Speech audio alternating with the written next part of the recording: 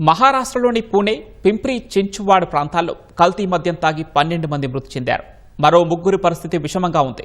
ఈ ఘటనపై విచారణ చేపట్టిన పోలీసులు ప్రధాన నిందితుడితో సహా 8 మందిని అరెస్ట్ చేశారు.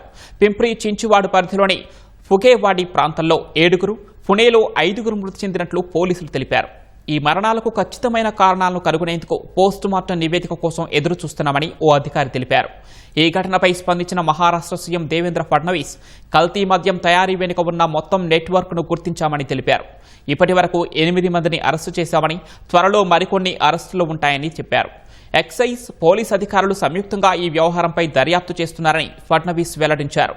మరోవైపు ఎన్సీపీ శరద్ పవార్ పార్టీకి చెందిన రోహిత్ పవార్ కార్యకర్తలతో కలిసి పుణేలో ఓ మద్యం స్థావరాన్ని ధ్వంసం చేశారు.